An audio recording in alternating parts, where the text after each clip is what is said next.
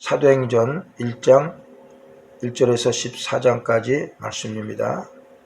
데오빌로여, 내가 먼저 쓴 글에는 무릇 예수의 행하시며 가르치시기를 시작하신부터 그의 택하신 사도들에게 성령으로 명하시고 승천하신 날까지의 일을 기록하였노라.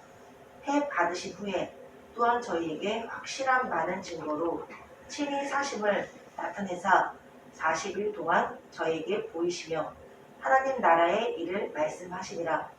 사도와 같이 모이사 저희에게 분부하여 가라사대 예루살렘을 떠나지 말고 내게 들은 바 아버지의 약속하신 것을 기다리라. 요한은 물로 세례를 베풀었으나 너희는 몇 날이 못되어 성령으로 세례를 받으리라 하셨느니라. 저희가 모였을 때에 예수께 묻자와 가로되 주께서 이스라엘 나라를 회복하심이 이때니까 하니 가라사대 때와 기한은 아버지께서 자기의 권한에 두셨으니 너희의 알 바 아니요 오직 성령이 너희에게 임하시면 너희가 권능을 받고 예루살렘과 온 유대와 사마리아와 땅끝까지 이르러 내 증인이 되리라 하시니라. 이 말씀을 마치시고 저희 보는 데서 올려가시니 구름이 저를 가리어 보이지 않게 하더라.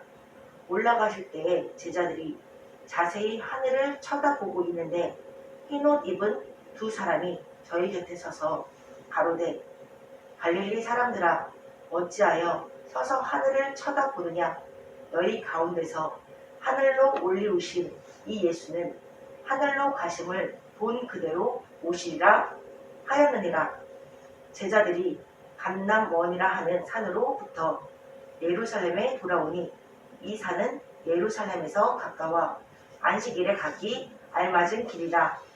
들어가 저희 유하는 다락에 올라가니 베드로, 요한, 야고보, 안드레와 빌립, 도마와 바돌로메, 마테와 및 알페오의 아들 야고보, 셀로신 시몬, 야고보의 아들 유다가 다 거기 있어 여자들과 예수의 모친 마리아와 예수의 아우들도 더불어 마음을 같이하여 저녁 기도에 힘쓰니라. 아멘. 관점이라는 것은요, 평소에 생각한 바들이 모이고 모여서 하나의 어떤 사건이나 사물을 볼 때 견해나 생각으로 머무르는 것을 우리가 관념이라고 그러죠. 관념이 되기까지는, 생각이 관념이 되기까지는 오랜 시간이 필요해요. 하루아침에 관념이 되는 게 아니에요.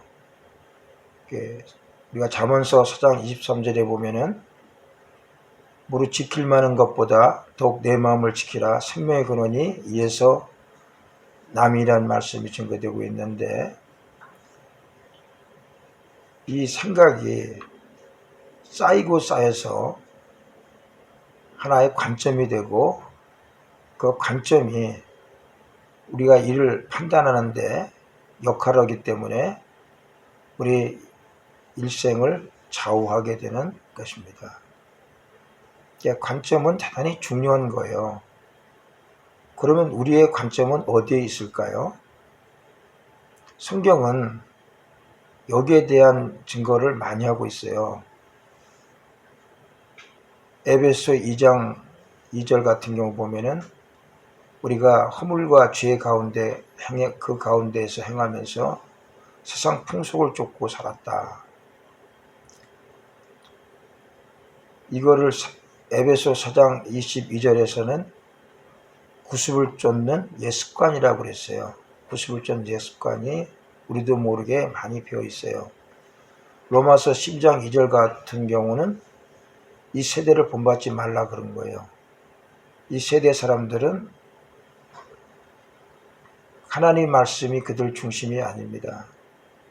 세상이 중심이에요. 그 요한일서 2장 16절의 말씀과 같이 육신의 정욕, 안목의 정욕, 이생의 자랑을 그들은 소망으로 삼고 사는 사람들이 이 세상 사람들이잖아요. 그런데 우리도 모르게 어렸을 때부터 이 세대 속에서 살아왔기 때문에 우리도 모르게 세상적인 관점으로 배어 있습니다. 고린도전서 12장 2절에는 이거를 우상에게 끌려가는 그대로 살았다 이렇게 기록까지 하고 있는 거예요. 잘못된 관점으로 우리 몸에 배어 있어요. 이걸 우리가 알아야 돼요. 잘못된 관점으로 내 몸에 배어 있는 게 뭔가. 이걸 알아야 우리는 하나님 앞에 바르게 돌아올 수 있잖아요. 사도행전 오늘 1장을 제가 읽고 또 2장을 정리하면서 느낀 게 있어요. 관점부터 바꿔야 되겠구나. 관점이 바꿔지지 않으면은 신앙생활에 힘이 없겠구나. 관점이 안 바꿔지면은요, 신앙이 잘하지를 않는 거예요. 이사야서 1장 12절의 말씀과 같이 마당만 밟고 가는 거예요. 예배 드리고 그냥 예배당 교회 마당만 밟고 가는 거고요. 관점이 안 바뀌면은 기도를 드려도 그 기도가 힘이 없는 거예요. 관점이 바뀌어야 되겠구나. 우리가 사도행전 1장 1절과 2절의 말씀을 보니까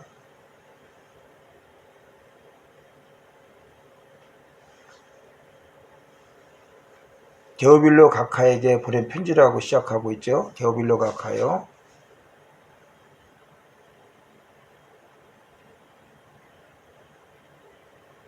전에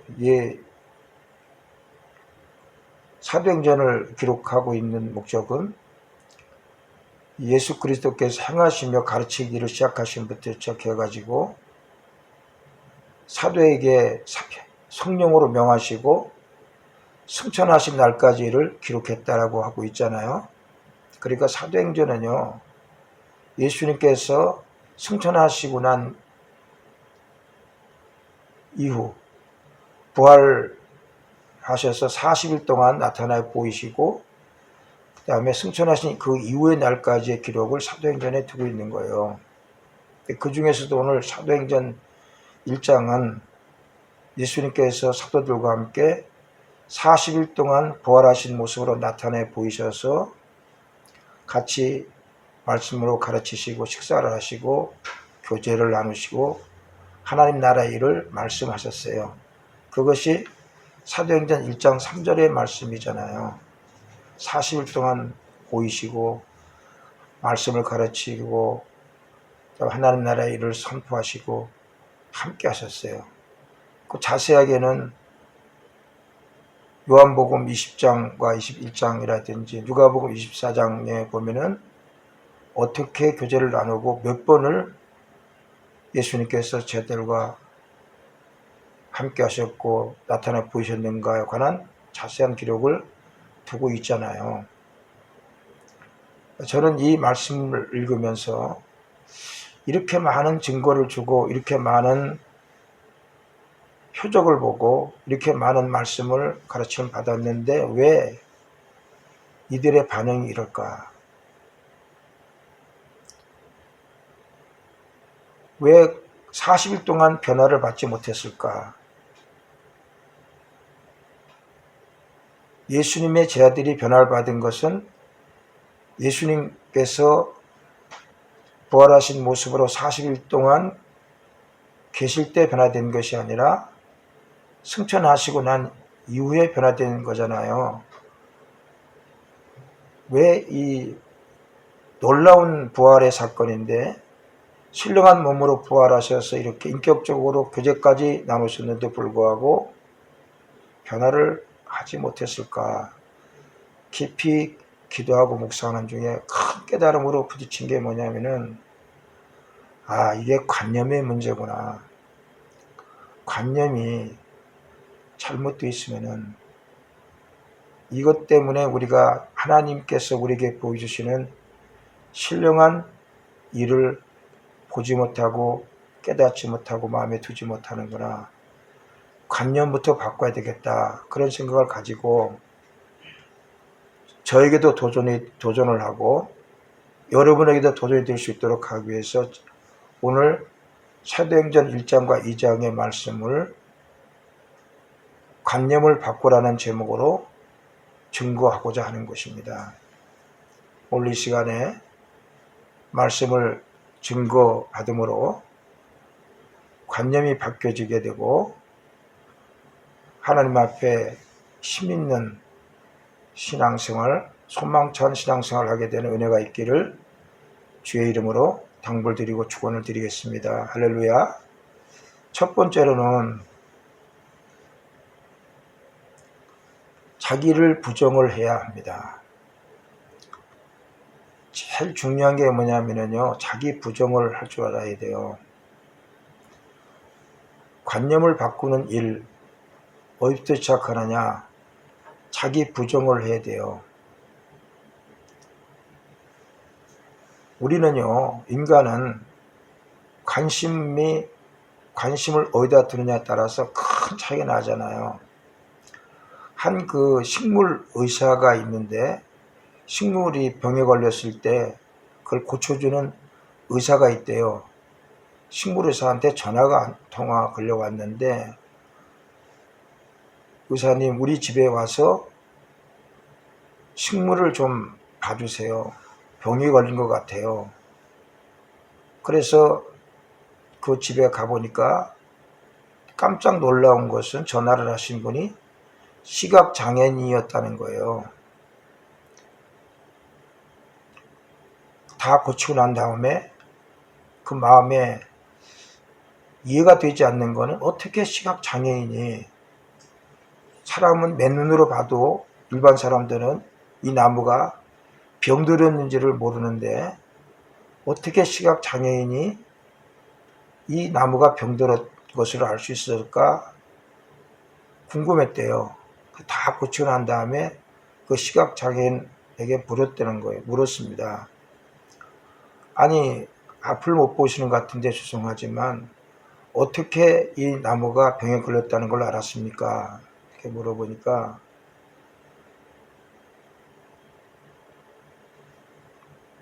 관심을 가지면은 나무가 병들은지를 아는 겁니다. 관심을 가지지 않으면 나무가 병들었는지 병들지 않았는지 모릅니다. 그러더래요. 근데 그 나무가 병든 원인이 뭐냐면은 지나다니는 사람들이 거기다가 못을 박아놔가지고 못을 또 구멍을 내놓고 이렇게 해서 병들었던 거거든요. 근데 그 시각장애인은 안 보이니까 그걸 알 수가 없었는데 그걸 어떻게 알았느냐? 관심을 가지고 나무를 만져보니까 이게 다른 나무가 틀리다는 걸 아는 거예요. 관심을 가져야 보입니다. 그 얘기가 자기 마음속에 크게 남더라는 겁니다. 예수님께서도 말씀하셨잖아요. 우리는 눈을 가지고 있는데도 봐야 될 것을 보지 못하고 지나갑니다. 또 어떤 사람은 눈을 가지고 있지 못한데도 신령한 것을 보는 사람이 있습니다. 무슨 차이가 날까요? 우리는 왜 눈을 가지고 있으면서 성경을 보는데도 왜 성경 속에 있는 신령한 비밀을 알지 못할까요? 눈이 없는 사람은 어떻게 점자로만 성경을 보고 그런데도 불구하고 신령한 하나님의 비밀을 눈뜬 사람보다 더 깊이 알 수 있을까요? 그건 관심이 있다는 거예요. 어디에 관심이 있다고요? 관심이 자기에게 관심이 있는 것이 아니라 하나님께 관심이 있는 거예요. 여러분, 자기 부정이라는 게 뭔지 아세요? 자기 부정은요, 자기가 주인이 아니라는 거예요. 자기 부정이. 나는 피조물이 있는 거예요. 나는 하나님의 종이에요. 나는 이 세상에 잠깐 왔다가 주님의 목적대로 살다가 하나님의 목적대로 살다가 가는 존재라는 것을 아는 게 자기 부정인 거예요. 자기 부정을 하지 않는 사람은 어떤 사람이죠? 내가 주인이에요. 내 마음대로 사는 거예요. 네?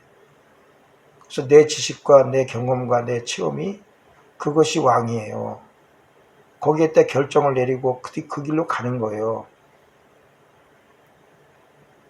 이러므로 우리가 자기 부정과 부정적인 생각은 다른 거예요.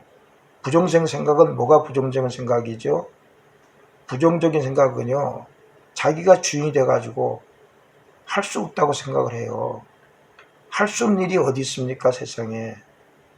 다 할 수 있는 일이에요. 네? 하나님께서 우리에게 능력 주시면 되는 거 아니에요? 내게 능력 주신 자라서 내가 모든 것을 다 할 수 있다고 그랬잖아요. 근데 왜 자기가 주인이 돼가지고 할 수 없다 그래요? 부정적인 생각은 어디서 나오는 거냐? 자기를 부정하지 않고 자기가 주인 행세를 하기 때문에 그런 현상이 드러나는 겁니다. 여러분들은 내가 주인의 자리에서 나와야 돼요. 벗어나야 돼요. 그래야 보입니다. 내가 자기를 부정할 줄 알고 부인할 줄 알아야 신령한 세계가 보이지. 나를 부정하지 않으면요, 나를 부정하지 않으면 신령한 세계가 보이지 않는 거예요. 한 사람은 교회 나오지 않기 때문에 자기가 주인이 돼서 신령한 하나님의 은혜를 알지 못한다고 그래요. 그런데 또 한 부류는 교회 나오고 있어요. 교회 나오고 예배를 드리고 말씀을 듣고 기도를 드리고 있어요. 그런데 왜 우리가 신령한 하나님의 비밀을 크게 맛보지 못할까요? 믿음의 성숙이 왜 되지 않을까요? 그건 다른 게 아닙니다. 지금 우리도 모르게 내가 주인이 되고 있어요. 내 판단과 내 지식과 내 경험을 앞세우고 있어요. 자기를 부정하지 않는 데서 초래되는 일들이에요. 나를 부정할 줄 알아야 돼요. 여러분, 그 누가복음 15장 14절로부터 32절의 말씀이죠. 탕자의 비유가 여러분 머리에 남고 있죠. 탕자의 비유.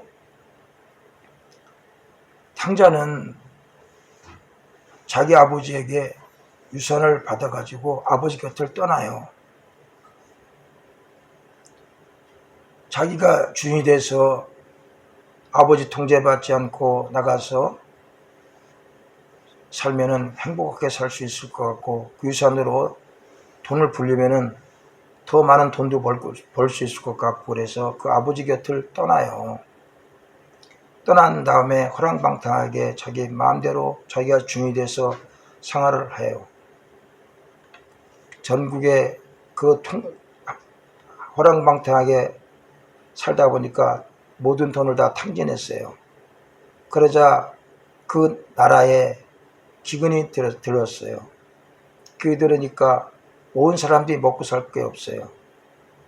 돼지치는 집에 간신히 들어가가지고 돼지를 치고 있는데 얼마나 다들 힘든지 돼지가 먹는 쥐염 열매조차도 제때 먹지를 못해요. 그런 처참한 환경 속에 빠져들어갔어요. 그러자 그가 그제서야 고백하는 게 있습니다. 고백하는 말이, 아버지 집에는 풍족한 것이 많은데 나는 밖에 나와서 이렇게 추려서 굶어 죽게 생겼습니다. 내가 지금이라도 아버지 품으로 들어가려고 합니다. 근데 지금은 아버지가 아니라 종으로 들어가겠습니다. 네? 그 마음을 가지고 아버지를 향해 달려가는 모습이 드러나요. 기록되고 있잖아요. 예수님이 왜 이 말씀을 하셨을까요, 여러분? 탕자가 자기가 주인이 돼가지고 자기 부정하지 않고 내가 아버지 은혜 안에 있고 아버지 은혜 속에 살고 있다는 것을 깨닫지 못하고 살아가고 있었어요. 그러다가 이제는 아버지 은혜가 너무 크구나. 내가 아버지 은혜를 향해 달려가야 되겠구나. 그걸 깨달은 거예요. 뭘로 깨달은 거죠? 뭐가 일어난 거죠? 무슨 변화가 있었길래 당자는 그걸 깨달은 걸까요? 자기를 부정하기 시작한 거예요. 내가 하나님 안에 있었구나. 하나님 아버지 안에 있었구나. 그 안에 있었구나. 내가 주인이 아니구나. 나는 아버지의 뜻대로 살기 위해서 창조된 사람이야.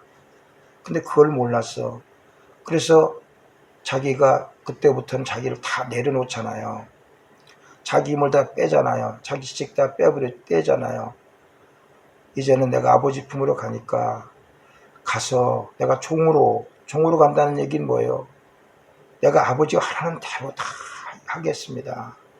이제 내 지식, 내 생각, 내 고집대로, 내 경험대로 절대로 살지 않겠습니다. 하나님께서 가라 하면 가고 오라 그러면 오겠습니다. 그대로 가겠나이다. 그러니까 뭐가 일어나는 거죠? 하나님이 보이기 시작하고요. 아버지가 보이기 시작하고 은혜가 만져지기 시작하고 그 위에 어떻게 해요? 그 아버지가 하나님 아버지가 그 위에 금가락지를 껴주고 아름다운 신을 신겨주고 권세를 입혀주고 권능을 입혀주는 거잖아요. 여러분 자기 부정할 줄 알아야 돼요. 제가 이렇게 신앙생활을 해보면서 느낀 거는 너무도 많은 사람들이 자기 부정을 하지 않은 채 신앙생활을 하고 있는 모습이 너무 많이 발견됩니다. 그러니까 감사치 못하고 겸손하지 못하고 교만하고 자랑하고 그런 거 아니겠어요? 하나님 말씀을 무시하고 제 뜻대로 살라 그런 것 아니겠어요? 사사기에서 17장 6절의 말씀과 같이 그때 왕이 없으므로 사람들이 자기 소견에 옳은 대로 행하였더라. 사사기에서 21장 25절에도 그랬잖아요. 근데 그 말씀이 증거되고 난 이후 지금 수천 년이 흘렀는데도 불구하고 지금도 사람들마다 자기를 부정하지 않고 주인 자기가 하나님 위에 서서 하나님처럼 행세를 하고 살아가고 있잖아요. 자기 부정해야 됩니다. 오늘 사도행전 우리가 1장에 보게 되면요. 제자들은 놀라운 체험을 하잖아요. 신령한 예수님이 그 앞에 40일 동안 나타내 보이시면서 하나님 나라 일을 선포를 하세요. 과거에 하셨던 말씀을 다 증거를 하세요. 그리고 1장 4절에 보니까 사도들과 함께 모이사 분부해서 가라사대 또 예루살렘은 떠나지 말고 아버지 약속하신 바 말씀을 받기까지 성에 유하라 그러잖아요. 그리고 1장 5절에서 뭘 주시겠다는 거죠. 요한은 너에게 물로 세를 베풀었으나 나는 너에게 성령으로 세례를 주리라고 말씀하시잖아요. 이게 성령 세례라는 건 뭡니까? 하나님의 영을 우리 가운데 부어주시겠다는 거잖아요. 얼마나 이게 엄청난 은혜를 주시는 거예요. 부활한 모습을 보이고 또 성령을 주겠다는 엄청난 은혜를 주시고 그 다음에 그 속에서 제 아들로 하여금 나도 저렇게 부활하는 존재구나. 내게 또 권능까지 부어주신다라 그러는구나. 그러면은 이 말씀을 들을 때 어떤 반응이 일어나야 되는 거죠. 우리가 정말 자기를 부정하고 하나님을 주인으로 모시고 사는 사람이라 그러면 어떤 반응이 일어나야 돼요? 설렘과 감격과 감동이 일어나야 되잖아요. 은혜가 넘쳐야 되잖아요. 그런데 1장 6절에 기가 막힌 얘기가 나오고 있잖아요. 1장 6절에 뭐라고 그러죠? 제 아들의 반응이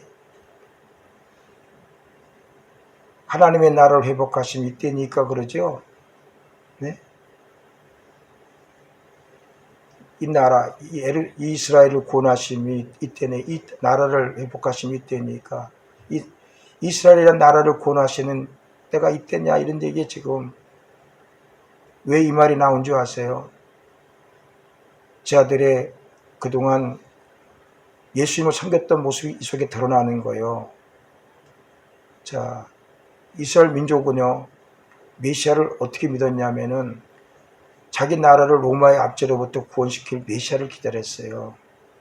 그래서 그 메시아가 오면은 이 나라를 로마로부터 구원해 주기 때문에 우리가 자유롭게 세상에서 활발하게 살 수 있을 거야. 그것이 그들에게 최고의 로망이었어요. 그게 온 민족들의 관념이었어요. 그게 그 메시아 관념이었어요. 거기다가 제자들은 예수님께서 그동안 살아 계실 때 따라내 보니까 얼마나 많은 기적을 행하셨어요. 그리고 증거되는 말씀마다 세상 사람들이 하는 말씀이 아니라 권능 있는 말씀을 많이 증거하셨잖아요. 그러니까 저분은 틀림없이 제자들도 예수님을 세상적인 메시아로 봤어요. 로마의 압제로부터 분명히 구원시킬 수 있는 지도자가 지금 나타나셨다. 그 지도자를 우리가 지금 모시고 있어. 그랬잖아요. 그래서 예수님께서 십자가에 죽으시고 부활한다는 말씀을 듣고 그 어머니가, 요한의 어머니가 달려와 가지고 주님이 영광을 얻으시면 우리 두 자녀, 하나는 영의정에 하나는 좌의정에 올려달라고 부탁하는 거 아닙니까? 그들은 지금 목적이 뭐였어요? 예수를 따랐던 목적이 뭐예요? 물질이었고 권세였고 더 큰 이 세상의 영광을 위해서 따랐던 거예요.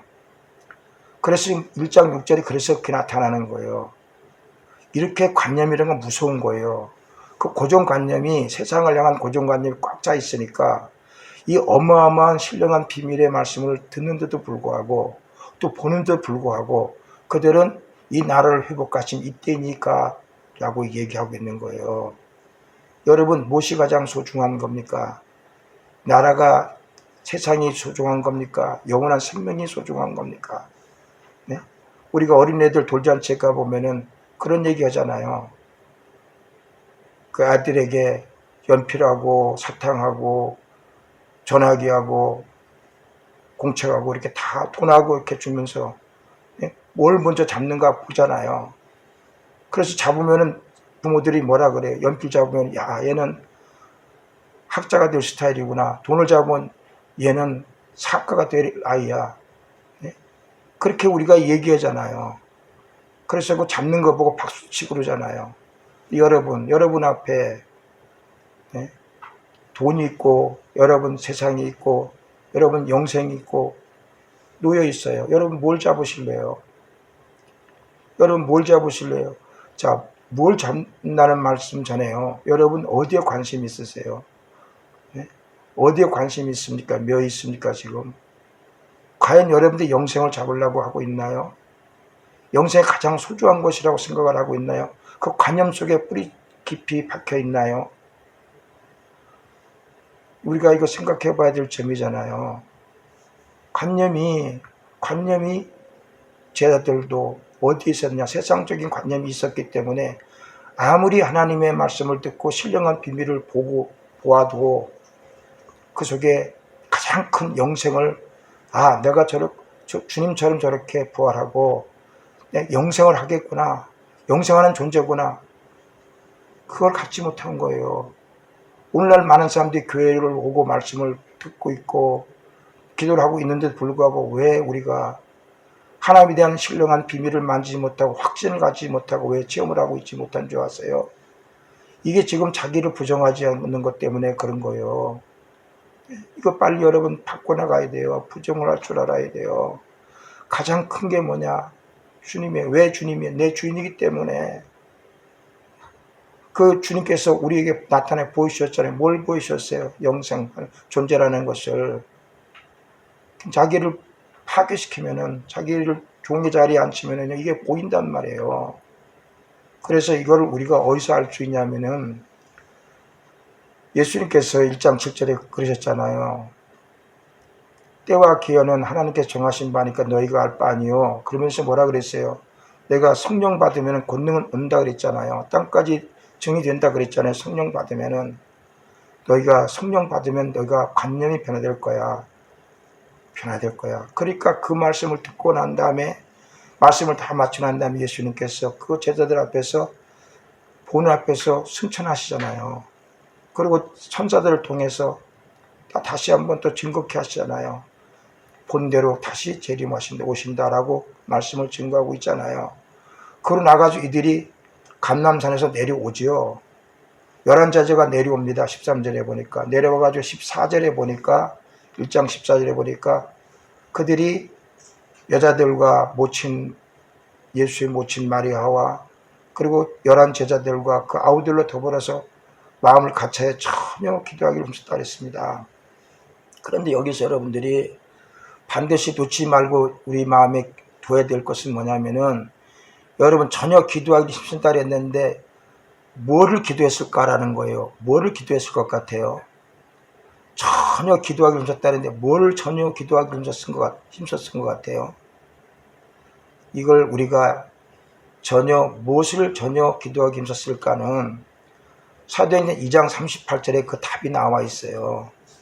사도행전 2장 38절은 2장 14절로부터 시작해가지고 36절까지 베드로 요한이 예수님을 십자가에 잡아 죽이고 핍박했던 무리들을 향해서 복음을 전하는 장면이에요. 이분은 너희들이 잡아 죽였으나 다시 살아나셨다. 그리고 우리에게 이와 같은 많은 표적과 기사를 보이셨다. 성령을 보셨다. 말씀을 증거하고 나니까 2장 37절에 그들의 반응이 일어납니다. 그럼 우리가 어떻게 해야 되느냐? 그러죠. 그러니까 예수님께서 답변을 주세요. 2장 38절이죠. 2장 38절 한번 누가 한번 읽어보세요. 너무 귀한 말씀입니다. 2장 38절 한번 읽어보세요. 사도행전 2장 38절. 베드로가 가로되 너희가 회개하여 각각 예수 그리스도의 이름으로 세례를 받고 죄 사함을 얻으라. 그리하면 성령을 선물로 받으리니. 자, 베드로가 뭐라고 그랬어요? 회개하여 각각 예수 그리스도 이름으로 세례를 받고 죄 사함을 받으라. 그러면 성령을 선물로 받으리라. 여러분 봐보세요. 너희가 회개하여 뭘 회개했다는 거예요? 뭘 회개했을까요? 지금 앞에서 연결시켜보면 알 수 있 2장 14절 26절까지 내용을 읽으면 알 수 있겠죠. 뭘 회개하는 거죠? 하나님 앞에 우리가 마음을 두지 못하고 세상 일에 마음을 두다 보니까 신령한 하나님의 말씀을 들어도 그걸 깨닫지 못한 거예요. 예수님 오셔서 무리들에게 말씀을 선포하고 기적을 행했음에도 불구하고 그걸 알지 못한 거잖아요. 눈이 가려워졌다는 걸 아는 거예요. 그래서 제자들이 이걸 체험한 거예요. 1장 14절에서 무엇을 기도했느냐? 우리가 눈이 가려워져 있었구나. 예수님께서 부활하시고 우리에게 말씀을 전해주시고 음식도 같이 드시고 신령한 모습 나타나셨고 그리고 승천하셨는데도 불구하고 우리는 눈이 가려워져 가지고 내 중심이었고 세상 중심이었기 때문에 그 신령한 비밀을 우리가 맛보지 못했구나. 그래서 그걸 깨달은 거예요. 그래서 깨닫고 어떻게 했습니까? 그 회개하는 기도의 이 자체가 제가 보기로는요. 1장 13절은 그들이 뭐부터 시작했느냐. 자기를 부정하는 회개의 기도부터 간절하게 마음을 전혀 힘쓰면서 기도했다는 거예요. 여러분 이 회개 기도가 정말 잘 이루어져야 합니다. 제가 그 소위 성령 은총을 받았다는 사람들의 그 전기를 읽어보면은요, 간증기를 읽어보면은 그들이 어디서부터 시작하냐면 회개가 아주 철저합니다. 회개가 콧물 눈물 흘리면서 회개 왜 이럽니까? 나는 왜 이렇게 말씀부터 깨닫지 못합니까? 왜 이렇게 신령한 비밀을 알지 못합니까? 왜 나는 이렇게 미움, 질투, 원망, 불평이 내 속에 넘칩니까? 왜 이렇게 나는 부정적인 생각이 많이 있습니까? 하고요, 철저하게 통안에 가슴을 치면서 기도하는 사람이고 회개하는 사람들입니다. 그래서 예수님께서도요, 우리가 산상수훈에서 제일 첫 번에 하신 말씀이 뭐냐면은 마태복음 5장 3절의 말씀이잖아요. 심령이 가난한 자는 천국이 저희 것임이라. 심령이 가난한 자는 복이 있나니 천국이 저희 것임이니라. 심령이 가난해야 된다고요.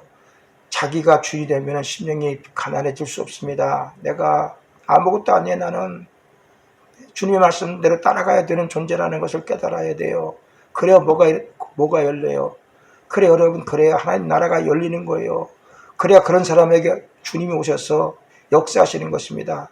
요한계시록 3장 20절에 말씀을 보니까 내가 문 밖에서 두드리노니 누구든지 내 음성을 듣고 열면은 나는 그로 더불어 먹고 그는 나로 더불어 먹으리라. 이게 무슨 말씀입니까 여러분? 내가 회개해서 마음을 열어야지. 그 속에 예수님 오시지, 역사하시지. 그렇잖아요. 회개라는 건 뭐라고? 업부터 시작하는 거라고요. 내가 주인이 아니라고요. 나를 부정해야 돼요. 나는 잘못이 너무 많아요. 허물이 너무 많은 거예요. 너무 잘난 사람이 많기 때문에, 내가 잘났다고 생각하기 때문에, 내 주관 고집 세우기 때문에 내가 신앙의 발전이 없는 거예요. 이걸 다시 한번 깨닫는 애가 있기를 바랍니다. 그래서 우리가 먼저 시작해야 될 것은 뭐냐? 에레미야 4장 3절에 보니까 너희는 묵은 땅을 갈고 가시던 물에 파종하지 말아라. 즉 여러분, 우리는요 묵은 땅입니다. 묵은 땅. 네? 길가밭 땅이고 돌짝밭 땅이고 우리가 가시밭 땅이라고요. 왜? 뭐 때문에? 내가 주인으로 자리 잡고 앉았기 때문에 우리가 이런 가운데 있어요. 철저하게 자기 부정이 일어나는 역사가 여러분에게 임하기를 주의 이름으로 축원드리겠습니다. 자기 부정의 역사가 일어나는 것이 크면 클수록 그 사람은 하나님 은혜가 넘치도록 부어지는 줄로 믿습니다. 할렐루야. 두 번째입니다. 두 번째로는 하나님께 목표를 둬야 합니다. 이제 자기를 부정했습니까? 진정으로 회개하고 하나님 앞에 달려나가기를 원하고 있습니까? 그러면은요, 여러분들은 전환을 해야 됩니다. 어디로 전환해야 됩니까? 하나님 앞에 목표 두는 삶으로 전환을 해야 되지요. 그래서 이 자기 부정하는 것과 목표를 하나님 앞에 전환시키는 것과 연결되어 있는 거예요. 하나예요, 하나. 목표를 둬야 돼요. 제가 자기 부정 속에서 그 말씀을 미리 증거했는데, 하나님 앞에 목표를 두면 하나님 앞에 목표 둔 사람은 따라간다는 거예요. 따라가면은 그 사람은 열매가 있습니다. 따라가지 않기 때문에 열매가 없는 거예요. 자꾸 따라갈 줄 알아야 돼요. 교회를 하나님께서 왜 세우셨어요? 교회를 통해서 하나님 알게 하신 거잖아요. 성막을 통해서 하나님 임재를 체험받게 하셨잖아요. 성전을 통해서도 하나님 임재를 체험받게 하셨잖아요. 교회를 통해서 하나님 임재 체험하는 거예요. 네? 교회가 예수 그리스도의 몸이라고 그랬잖아요. 충만케 하시는 자의 충만이라고 그랬거든요. 교회를 통해서 증거되는 메시지가 다 따라가는 것이 아니라 이 메시지 하나하나가 하나님의 말씀 속에서 증거되는 메시지라 그러면 따라가야 돼요. 그런 사람은 어떤 사람입니까? 교회 목표를 두고 가는 사람이에요. 네? 교회 일 나하고 관계가 없어. 그래서 여러분 주위에 자세히 보아보세요. 교회 일은 내하고 상관이 없어. 교회 일은 대충 해도 돼. 그런 사람 중에서 여러분 믿음이 굉장히 크고 믿음이 성숙되는 사람 보셨습니까? 한 분도 없습니다. 그런 사람은 교회 중심으로 함께하고 교회 일이 내 일이라고 생각하고 교회와 행사에 같이 내가 마음을 묶어서 그와 같이 동행하고 그런 사람이 뭐죠? 그런 사람이 열매가 있고 그런 사람이 힘이 있잖아요. 그래서 가깝게는요, 하나님께 목표를 두는 사람은 어떤 사람이냐? 교회와 함께 나가는 사람이에요. 교회를 귀하게 여기고 교회를 세우려고 교회와 함께 나가는 사람이 그 사람이 하나님께 목표 두는 사람이에요. 우리가 자기 부인한 사람은 생각해 보세요. 누가 주인이라고 그랬어요? 나의 주인은 하나님이라는 걸 깨달았잖아요. 그럼 하나님 명령하시기를 어떻게 명령하셨습니까? 교회는 내가 세운 거야. 내 몸이다. 교회를 중심으로 신앙생활을 열심히 해라. 당부했으면 우리가 교회를 중심으로 신앙생활을 열심히 해야 될 것 아니겠어요? 그렇잖아요. 그러면서 우리에게 또 하나 부딪히는 건 뭡니까, 여러분? 우리가 하나님의 목표를 둔 사람은요, 나는 하나님의 목숨이에요. 나는 하나님의 생명이에요. 내 주소는 어디입니까? 이 땅이 아니에요. 고린도후서 5장 1절의 말씀과 같이 이 땅의 장막집은 무너져 버릴 집이에요. 네? 장막집이 무너지고 나면은 하나님의 영원한 집이 되게 예비되어 있어요. 그게 어디예요? 그 천국이잖아요. 우리 존재를 어디다 두고 있는 거지? 영생의 존재. 영원히 사는 존재를 두고 있는 거잖아요. 그럼 여러분, 영원히 사는 존재라면 우리가 목표를 어디에 둬야 되는 거예요? 영원히 사는 존재는 목표를 어디에 둬야 되는 거예요? 이 땅에 둬야 되는 건가요? 이 땅은 목표가 아니잖아요. 잠시 살다가 갈 곳이잖아요. 그런데 왜 자꾸 이 땅에다 목표를 둡니까, 우리가?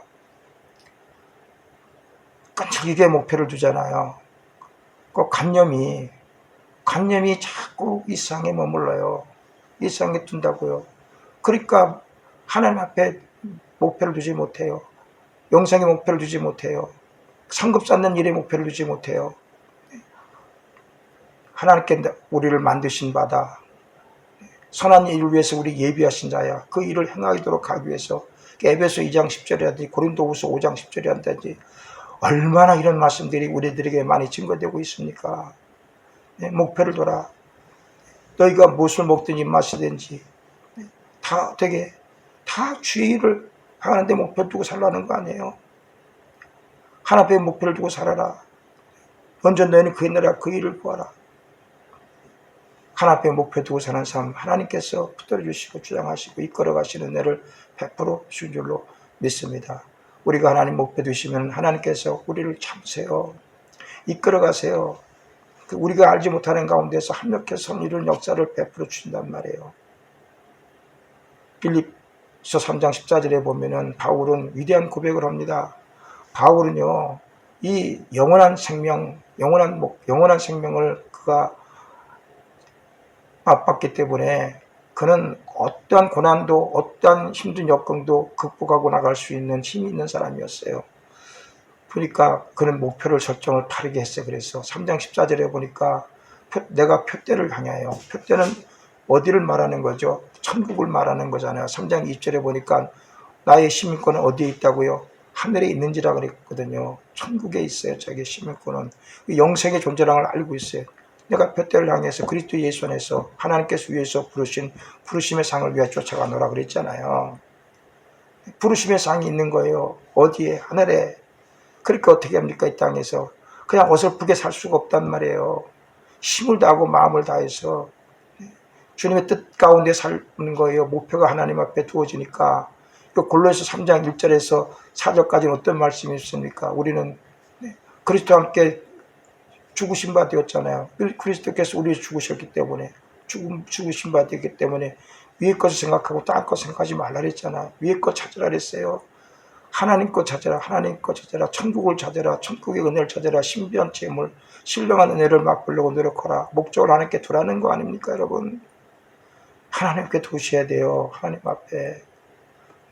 그래서 먼저 다시 한번 강조합니다마는 자기 부정하고 자기 부정이 어디로 연결돼야 돼요? 자기 부정이 하나님 앞에 목표 두는 거로 연결이 돼야 됩니다. 사도들 봐보세요. 12사도들이 이제는 12사도들이 그들이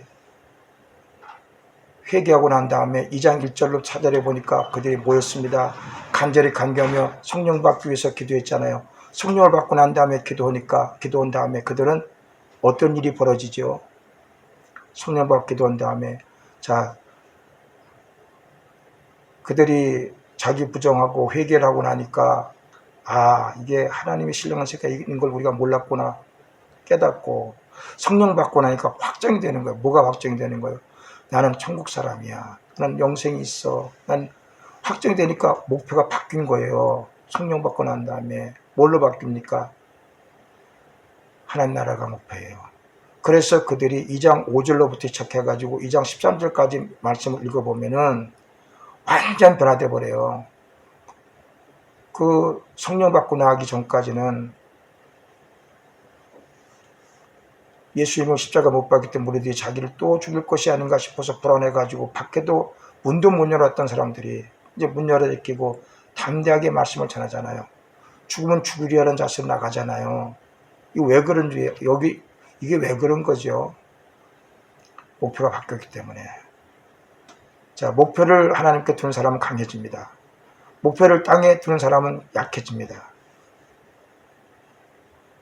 성경에 이스라엘 민족에게 주님께서 하신 말씀 중에 보면은 지렁이 같은 야고바 그런 말씀들이 나오죠. 지렁이 같은 야고바, 벌레 같은 야곱, 이스라엘 백성들. 벌레 같은 우리의 믿는 백성들 되면 안 되잖아요. 안 믿는 사람들은 몰라서 그런다 그래요. 근데 우리 믿는 사람들은 그래서는 안 되잖아요. 왜 지렁이같이 벌레같이 이 땅에다 목적을 두고 삽니까? 여러분의 가장 유익이 되는 일은 뭐냐? 이 땅에 목적 두고 사는 거 유익이 되지 않아요. 다 썩어질 것들이라고요. 그래서 이것을 솔로몬은 전도서를 통해서 우리에게 깊이 있게 증거하고 있는 거 아닙니까? 이 땅에 목적 두고 사지 말아라. 다 허무한 거야. 다 없어질 것들이야. 왜 자꾸 목적을 두냐? 나도 모르게 내가 평생을 왕이 되고 난 다음에 중후반기 때는 내가 땅의 목적을 두고 살다가 내가 너무너무 후회가 많이 막급하다. 그래서 그 회개하는 것 내용의 말씀이 전도서라 그랬잖아요. 여러분 땅의 목적을 두고 살아가면은 시간은 계속 갑니다. 자, 이게 습관이 돼가지고요. 이게 50세, 60세, 70세 계속 가요. 평생을 갑니다. 제가 나가서 임종 예배 드릴 때 가서 말씀을 전해보면은요. 평생을 그렇게 살아요. 평생을. 이스라엘 민족에게 성막궤도를 주셨습니다. 이스라엘 민족이 가나안 땅으로 행군을 합니다. 가나안 땅을 거쳐서 가나안이 아니라 광야를 거쳐서 가나안 땅으로 들어가게 하시잖아요. 근데 광야 중에 뭐를 주세요? 성막을 주시잖아요. 그 성막 그 제도나 식양을 보게 되면 얼마나 무거운지 몰라요. 또 그 만드는데 얼마나 공이 들어가는지 몰라요. 근데 왜 그렇게 힘든 거를 만들려고 그러고 왜 그렇게 무거운 걸 들고 다니라고 그랬을까요?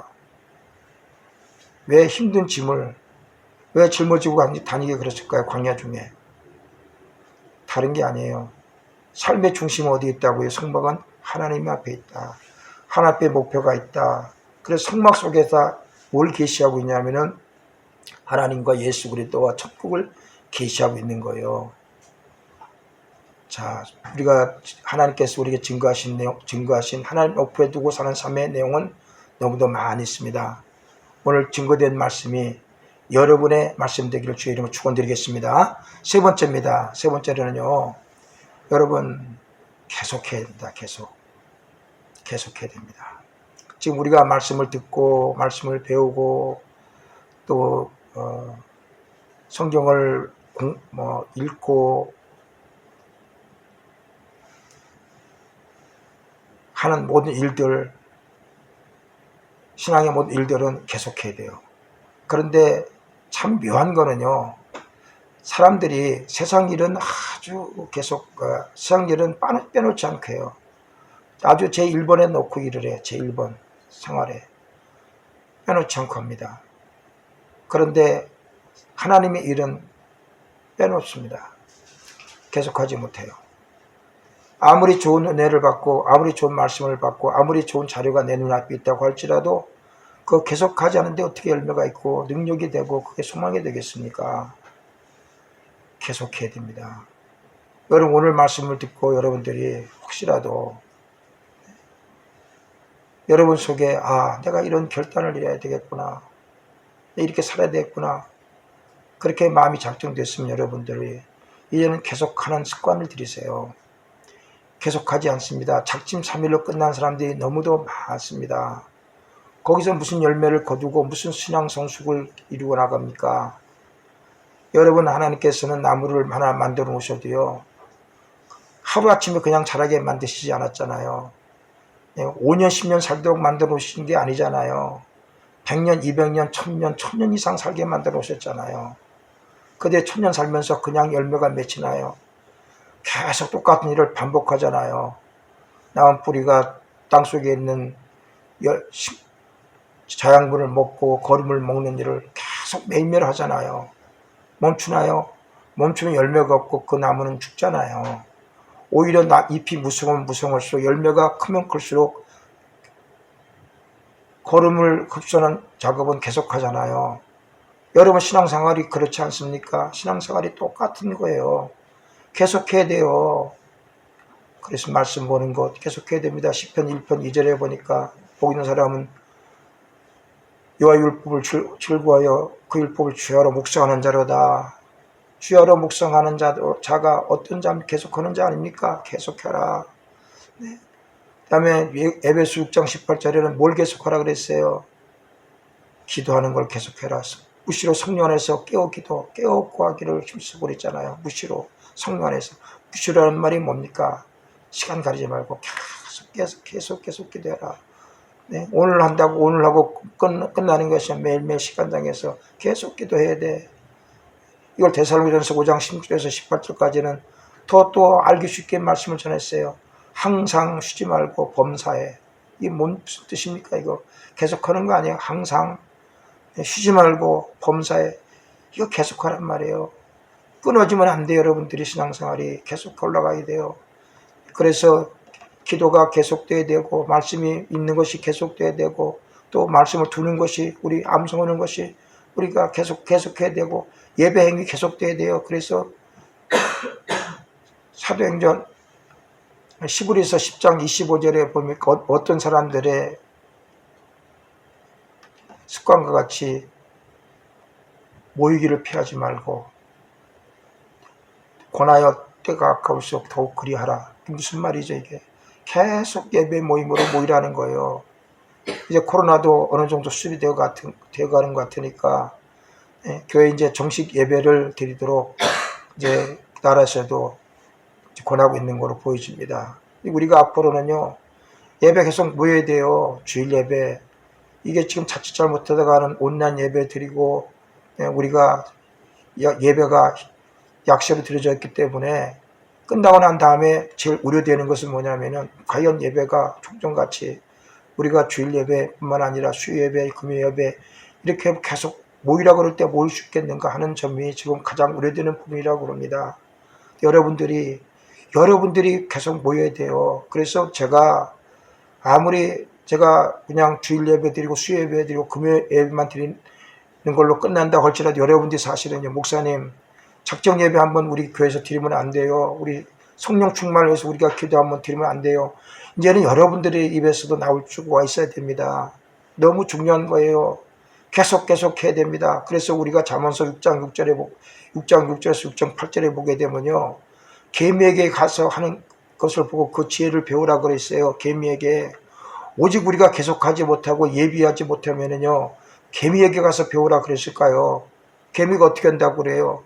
네? 먹을 양식을 갖다가 여름에 준비한대, 여름에. 그리고 추수 때 곡식을 모은대요. 여름에 준비하기 때문에 그 쉬지 않는다는 거예요. 쉬지 않고 계속해서 일한다는 거예요.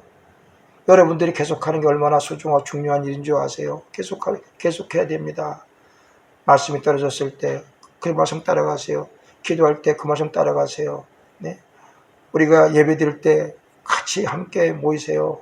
계속 해나갈 때 하나님께서 이 위에 강하게 역사하시고 그 은총을 베풀으시는 일을 베풀으신 줄을 믿습니다. 사도행전 우리가 이제 1장 2장 끝나고 난 다음에 3장 이후부터 쭉 보게 되면요.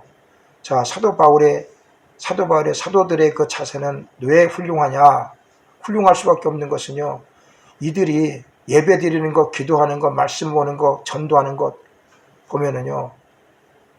아주 공통적인 특징이 나옵니다. 어떤 말씀이 나오는 줄 아세요? 쉬지 않는다. 가르치기를 쉬지 않는다. 기도하기 쉬지 않는다. 네? 말씀을 듣는 거 쉬지 않는다. 배우는 거 쉬지 않는다. 간구하며 기도하는 거 쉬지 않는다.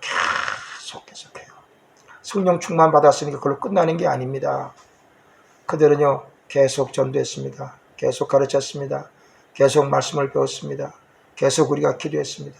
그러니까 어떻게 해야 돼요? 그래서 초대교회 믿음은 강하다는 거예요. 왜 초대교회 역사가 일어나지 않습니까? 결론 내릴게요. 여러분 왜 초대교회 역사가 우리 가운데 일어나지 않습니까? 다른 게 아닙니다. 오늘 이 증거된 말씀에 있어요. 관점을 바꾸지 않고 관념을 바꾸지 않고 관심을 바꾸지 않는 한은 초대 역사가 일어나지 않아요. 초대교회 때는요. 관념이 우리보다 탁월했습니다. 어떻게 탁월했습니까? 자기 부정했습니다. 철저히 부정했습니다. 하나님 앞에 목표를 두는 삶을 살았습니다. 결정이 됐습니까? 그럼 그들은 어떻게 해요? 꾸준하게 줄기차게 달려갔어요. 그 열매를 맺었어요. 여러분 이와 같은 삶을 사시는 내가 있기를 주의 이름으로 축원을 드리겠습니다.